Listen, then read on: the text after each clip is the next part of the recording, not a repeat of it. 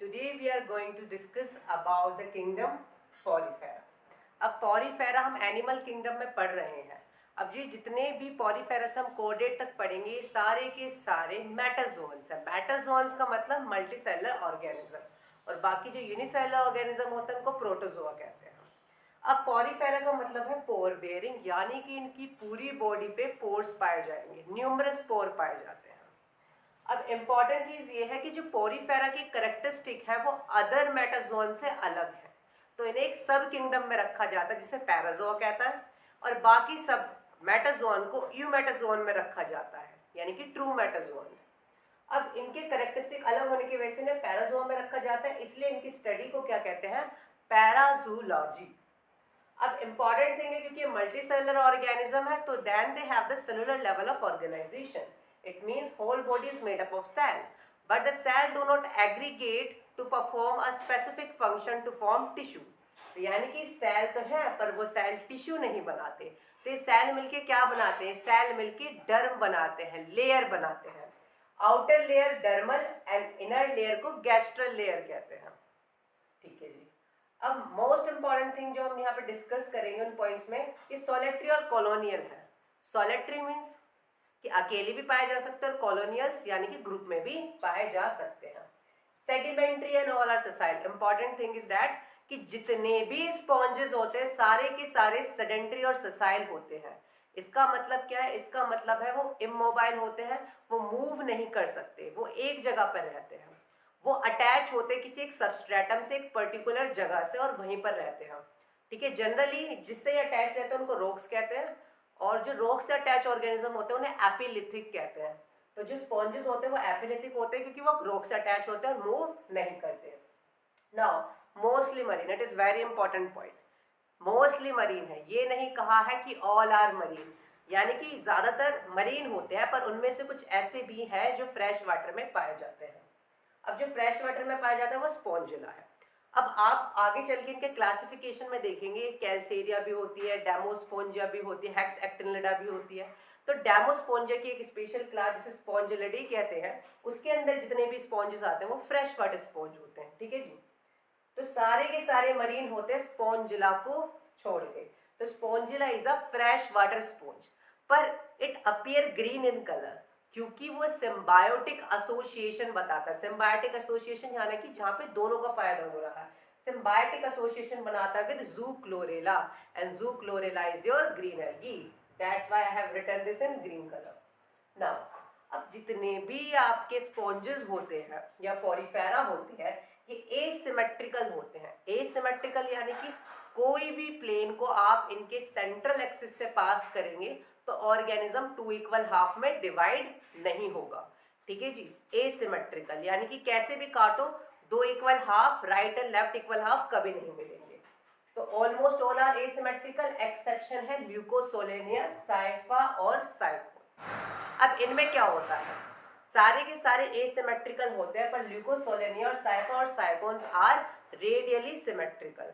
अब radially symmetrical का मतलब क्या है, रेडियल सिमेट्री का मतलब ये है कि any plane that passes through the centre axis divides the organism into two equal half, right and left equal half, and both right and left equal half are mirror image of each other. तो simply example से समझे, एक ball है, उसको किसी भी centre के axis से काटो तो आपको दो इक्वल हाफ मिलते हैं, वो एक दूसरे की मिरर इमेज होते हैं. तो आपके पास एक्सेप्शन है, रेडियल सिमेट्री जिनकी होती है वो है ल्यूकोसोलेनिया और साइफा और साइकोन. अब ल्यूकोसोलेनिया का मतलब क्या है, ल्यूको मतलब होता है व्हाइट और सोलेनिया होता है पाइप लाइक ऑर्गेनिज्म. तो ये व्हाइट या फिर येलोइश कलर के होते हैं, इनकी पाइप लाइक बॉडी होती है. नेक्स्ट है आपके पास साइफा और साइकोन. अब साइफा और साइकोन को अर्न या फिर क्राउन स्पॉन्ज कहते हैं. अब इनको क्राउन स्पॉन्ज क्यों कहते हैं, देखिए इनकी बॉडी में कुछ स्केलेटल कंपोनेंट्स होते हैं जिनको स्पिक्यूल्स कहते हैं. अब ये यहाँ पे स्पिक्यूल्स देख सकते हैं, पर इनके स्पिक्यूल्स कुछ इस तरीके से होते हैं, क्राउन शेप में होते हैं. दैट्स व्हाई इनको हम क्राउन स्पॉन्ज कहते हैं. अर्न स्पॉन्ज क्यों कहते हैं, क्योंकि एक वाटर वेसल की तरह अपीयर होते हैं. तो जो साइफा और साइकोन है they are the simplest type of sponge, सबसे सिंपल होते हैं. नाउ अभी मैंने बताया था they have the cellular level of organisation and cell do not form the tissue, but they arrange to form a layer. Outer layer epidermis, या फिर जिसको हम डर्मल लेयर कहते हैं, इनर लेयर इज गैस्ट्रोडर्मिस। अब जो आउटर लेयर होती है ये है आपकी एपिडर्मिस और इनर लेयर है आपकी गैस्ट्रोडर्मिस। क्योंकि दो लेयर है इसलिए इसको डिप्लोप्लास्टिक कहते हैं। अब डिप्लोप्लास्टिक लेयर का कंपोजिशन सुनिए। तो आउटर मोस्ट लेयर जो आपकी डर्मल लेयर है उसमें आपकी फ्लैट सेल प्रेजेंट होंगे और उन फ्लैट सेल्स को कहते हैं पिनाकोसाइट्स। अभी फ्लैट सेल क्योंकि सेल किसी तो बनाने वाले नहीं है तो ये कंबाइन होकर एक लेयर बनाएंगे तो उस लेयर को कहते हैं पिनाकोडर्म। तो आउटर मोस्ट लेयर को हम कहते हैं पिनाकोडर्म्स जो कि बनी होती है पिनाकोसाइट से।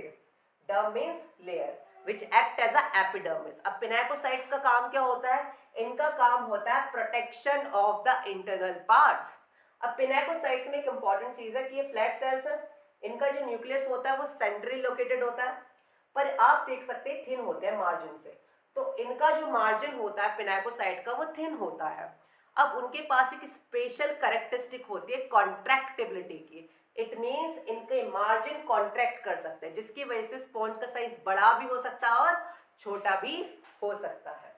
ठीक है जी, आपने देखा होगा एक स्पॉन्ज जिसका साइज हम बड़ा भी हो सकता है और छोटा भी हो सकता है। Now next most important thing, इनके पास वाटर कैनाल सिस्टम होता है। कंफ्यूजन नहीं, इनके पास वाटर कैनाल सिस्टम होता है, रिकाइनोडर्म्स के पास वाटर वेस्कुलर सिस्टम होता है। अभी वाटर कैनाल सिस्टम क्या है? वाटर कैनाल सिस्टम, अब वाटर कैनाल सिस्टम हम समझते हैं पर उससे पहले हम इसका थोड़ा सा मॉर्फोलॉजी देख लेते हैं। मैंने अभी अभी कहा इनके आउटर मोस्ट लेयर में पिनाकोसाइट्स होते हैं जो पिनाकोडर्म बनाते हैं। अब जो कुछ पिनाकोसाइट्स होते हैं they undergo modification and they modify to form the porocyte. And what are this porocyte? This porocytes form an opening, they form a central space. और जो सेंट्रल स्पेस और ओपनिंग कहते हैं जिसको हम पोर भी कहते हैं, जो ये बन रहा है, और सिंगुलर में हम इसको कहते हैं ओस्टियम। पर यहाँ पे खाली एक पोर थोड़ी ना है, बहुत सारे पोरोसाइट्स है, बहुत सारे जो आपके पिनाकोसाइट्स है वो मॉडिफिकेशन में गए, उन्होंने पोरोसाइट्स बनाए। पोरोसाइट्स एक ओपनिंग बनाते हैं जिसको ओस्टियम कहते हैं और सारी ओपनिंग्स को मिला के ओस्टिया कहते हैं। तो ostia is a plural and ostium is a singular. Now next important thing, ये तो हो गई आपके पिनाकोडर्म के बारे में।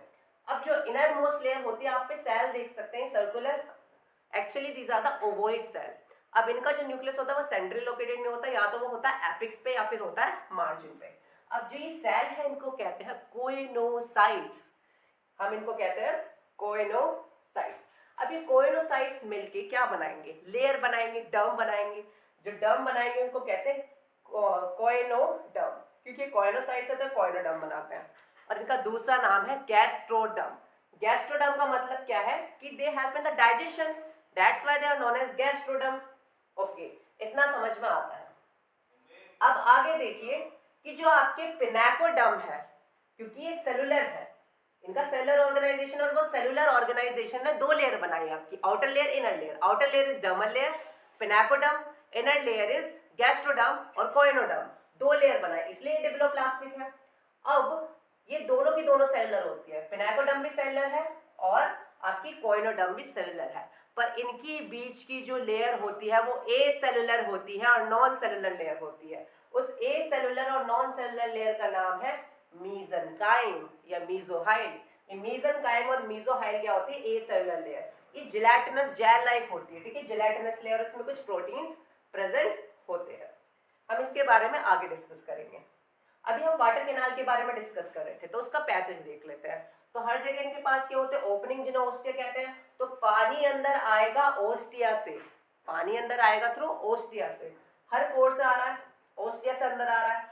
फिर वो एक सेंट्रल कैविटी में जाता है स्पॉन्जिस की, और स्पॉन्जिस की सेंट्रल कैविटी को कहते हैं स्पॉन्जोसील या पैरागैस्ट्रिक कैविटी। स्पॉन्जोसील खुद बता रही है, सील मतलब कैविटी, स्पॉन्जो मतलब स्पॉन्जिस। तो स्पॉन्जिस की कैविटी को कहते हैं स्पॉन्जोसील। तो पहले ओस्टियम, फिर ओस्टियम सारे से आ रही है तो ओस्टिया से आ रहा है पानी, फिर ओस्टिया से सेंट्रल कैविटी में जा रहा है जिसे स्पॉन्जोसील कहते हैं, और स्पॉन्जोसील से ऑस्कुलम में जा रहा है। अभी ऑस्कुलम क्या होती है? एक सिंगल लार्ज ओपनिंग होती है। देखो ओस्टिया तो न्यूमरस होते हैं, छोटे छोटे पोर्स होते हैं ऑल ओवर द बॉडी, पर जो ऑस्कुलम होता है सिंगल लार्ज ओपनिंग होता है जहां से पानी एग्जिट करता है, ओस्टिया से एंटर करता है। तो यहाँ पे इन करंट वाटर आएगा और यहाँ पे एक्स करंट वाटर होगा।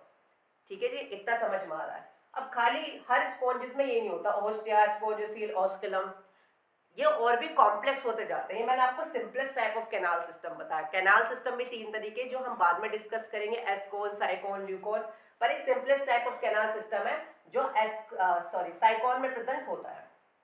चलिए आगे चलते हैं। अब हम डेवलपमेंट की बात करते हैं। मान लीजिए फर्टिलाइजेशन हुआ, जाइगोट बन गया, जाइगोट से डायरेक्ट अडल्ट बन गया, एग से डायरेक्ट अडल्ट बन गया, तो उसको डायरेक्ट डेवलपमेंट कह देते हैं। पर एग से पहले प्यूपा बन रहा है, प्यूपा से फिर अडल्ट बन रहा है, यानी कि कोई इंटरमीडिएट स्टेज आती है तो जो डेवलपमेंट होता है उसे इनडायरेक्ट कहते हैं। ठीक है जी, तो इनका इनडायरेक्ट डेवलपमेंट होता है। इनडायरेक्ट डेवलपमेंट मतलब डायरेक्टली वो फर्टिलाइजेशन जाइगोट करके कोई अडल्ट नहीं बनाने वाला, वो कुछ इंटरमीडिएट स्टेज में जाएगा जिसको हम लार्वा कहते हैं। अब जो लार्वा स्पॉन्जेस में प्रेजेंट होता है that is known as parenchymula larva, जिसको स्टोमोगैस्ट्रुला कहते हैं या फिर स्टीरियोगैस्ट्रुला भी कह सकते हैं। आप पैरेन्काइमुला याद रख सकते हैं। अब ये पैरेन्काइमुला लार्वा कैसा होता है? Free swimming larva, very important, it is free swimming ciliated. तो इनकी बॉडी में सीलिया होते हैं that help in the swimming. अब देखिए जो अडल्ट होता है वो तो सिसाइल हो सकता है, वो मूव नहीं कर सकता, पर larva is a free swimming. ठीक है जी, तो जो लार्वा के कैरेक्टरिस्टिक है वो अडल्ट में नहीं होते। अभी फ्री स्विमिंग लार्वा बना, इसने स्विम करा, अब ये स्विम करके क्या देखेगा? ये स्विम करके एक सबस्ट्रेटम देखेगा, जैसे इसे रोक मिली है रोक पे आके अटैच हो जाएगा, और अटैचमेंट के बाद then there will be the formation of pinacoderm, choanoderm, और फिर अडल्ट बन जाएगा which is again sessile. Okay, अब आते हैं रिप्रोडक्शन के बारे में। रिप्रोडक्शन एसेक्सुअल भी हो सकता है, सेक्सुअल भी हो सकता है। अब रिप्रोडक्शन एसेक्सुअल होता है इंटरनल बडिंग, जिसे गैम्यूल फॉर्मेशन कहते हैं। हम गैम्यूल का डायग्राम देखेंगे बाद में, बट गैम्यूल और इंटरनल बडिंग, तो देखिए यहाँ पे गैम्यूल डेवलप होती है ना, ठीक है, वो कौन ये गैम्यूल डेवलप होती है। उस गैम्यूल में क्या होता है? इंटरनल बडिंग होती है। इंटरनल बडिंग यानी कि जैसे स्पॉन्जेस है वैसे ही एक और स्पॉन्ज इसके अंदर डेवलप हो जाता है, और जब वो पूरा मैच्योर हो जाता है तो वो स्पॉन्ज बाहर निकल जाता है और ये शेड ऑफ हो जाता है। ठीक है जी, तो इंटरनल बडिंग से भी बना सकते हैं। अब ये एसेक्सुअल रिप्रोडक्शन जनरली तब होता है जब अनफेवरेबल कंडीशन होती है। अनदर थिंग इज दैट कि इनके पास ग्रेट पावर ऑफ रीजनरेशन होती है, it means they can regenerate themselves. ठीक है, अब आ जाते हैं सेक्सुअल रिप्रोडक्शन पे। उससे पहले हम इनका सेक्स जान लेते हैं। बेटा ये हर्माफ्रोडाइट होते हैं। अब हर्माफ्रोडाइट का होता है जिनके पास मेल भी होता है और फीमेल रिप्रोडक्टिव ऑर्गन भी होता है, मेल और फीमेल सेक्स ऑर्गन दोनों होते हैं, उसको हर्माफ्रोडाइट कहते हैं। प्लांट में इसी को मोनोशियस कहते हैं, या फिर हम इसको बायसेक्सुअल भी कह सकते हैं। आपको समझ में आ गया। अब आप खुद सोचिए, अगर मेल और फीमेल रिप्रोडक्टिव ऑर्गन दोनों हैं तो ये कौन सा फर्टिलाइजेशन शो करेगा, सेल्फ या क्रॉस? सोचा आपने? ये जो फर्टिलाइजेशन शो करेगा उसको कहते हैं हम सेल्फ फर्टिलाइजेशन। आपने यही सोचा होगा, पर यहाँ पे इंपॉर्टेंट बात है, सेल्फ फर्टिलाइजेशन शो नहीं करता, ये क्रॉस फर्टिलाइजेशन शो करता है। अब ऐसा क्यों? अब देखिए, अगर सेल्फ फर्टिलाइजेशन होता रहा तो सेम जाइगोट डेवलप होता रहेगा, जिसे कहते हैं होमोजाइगोसिटी, जिसकी वजह से वेरिएशन नहीं आ पाती और इंडिविजुअल सर्वाइव नहीं कर पाता बेटर इन द एनवायरनमेंट। तो स्पॉन्जेस ने एक मैकेनिज्म डेवलप करा है, ठीक है, जैसे आउटब्रीडिंग डिवाइस में आप पढ़ेंगे बाद में। अब वो ये उस मैकेनिज्म से क्या होता है, वो मैकेनिज्म का नाम है प्रोटोगाइनी। अब प्रोटोगाइनी में क्या होता है कि फीमेल पहले डेवलप हो जाती है, मेल बाद में। प्रोटो मतलब फर्स्ट, गाइनी मतलब फीमेल, तो फीमेल फर्स्ट डेवलप हो जाती है, मेल बाद में। अब भाई फीमेल डेवलप हो गई, मेल के गैमेट डेवलप नहीं हुए, अब क्या फर्टिलाइजेशन हो पाएगा? सेल्फ नहीं, किसी और के मेल के गैमेट फीमेल से फर्टिलाइज कर जाएंगे। अब बाद में मेल डेवलप हुआ, फीमेल ऑलरेडी फर्टिलाइज हो चुकी, तो मेल के गैमेट किसी और को फर्टिलाइज जाके करेंगे। हाँ जी, मैं आपको एक बात बताना भूल गया कि फंक्शन क्या होता है वाटर कैनाल सिस्टम का। सबसे पहले क्या होता है? न्यूट्रिशन। न्यूट्रिशन कैसे? बाहर से वाटर आ रहा है तो वो अपने साथ न्यूट्रिएंट्स कैरी करेगा, वो न्यूट्रिएंट्स वाटर ऑस्टिया के थ्रू आएंगे स्पॉन्जोसील में, एंड देन डिफ्यूजन के थ्रू एब्जॉर्ब हो जाएंगे। नेक्स्ट है वाटर कैनाल सिस्टम रेस्पिरेशन में एक्ट करता है। रेस्पिरेशन कैसे होता है? यहाँ पे एक्सचेंज ऑफ गैसेस होता है जब वाटर अंदर आता है उस टाइम। एक्सक्रीशन, एक्सक्रीशन कैसे? अब ये कुछ मेटाबॉलिक वेस्ट बनाता है। अब स्पॉन्जेस एक लिविंग ऑर्गेनिज्म है तो उसमें मेटाबॉलिज्म होगा, उस मेटाबॉलिज्म से मेटाबॉलिक वेस्ट बनेगा, तो वो मेटाबॉलिक वेस्ट भी पानी के थ्रू, ऑस्कुलम के थ्रू बाहर निकल जाता है। Important thing reproduction. अब रिप्रोडक्शन में क्या होता है? अभी अभी बताया, जो रिप्रोडक्शन होता है बेटा वो इंटरनल होता है और क्रॉस फर्टिलाइजेशन होता है। कैसा होता है? इंटरनल फर्टिलाइजेशन होता है और क्रॉस होता है। क्रॉस तो आपको समझ में आ गया, प्रोटोगाइनी की वजह से। इंटरनल में क्या होता है, ये सारे के सारे जो वाटर के थ्रू गैमेट आ जाते हैं अंदर, और फिर फर्टिलाइजेशन स्पॉन्जेस की बॉडी के अंदर टेक प्लेस करता है, ठीक है जी। तो ये गैमेट के ट्रांसपोर्ट में हेल्प करता है, यानी कि रिप्रोडक्शन में हेल्प करता है। और हमने सेक्सुअल एसेक्सुअल पढ़ ली, और हमने सेक्स भी पढ़ लिया कि वो मोनोशियस हर्माफ्रोडाइट होता है, और प्रोटोगाइनी की वजह से वो क्रॉस फर्टिलाइजेशन शो करता है। नाउ एक्सक्रीशन की अगर हम बात करें तो एक्सक्रीशन ये अमोनिया रिलीज करता है। Ammonia is the most toxic waste that required maximum amount of water for its disposal, क्योंकि ये पानी में रहते हैं। देखिए आप कहेंगे स्पॉन्जेस फ्रेश वाटर में भी रह सकते हैं, मेरीन में भी रह सकते हैं, मोस्टली मेरीन में रहते हैं, पर कोई भी टेरेस्ट्रियल नहीं होता है। All sponges are aquatic without any exception.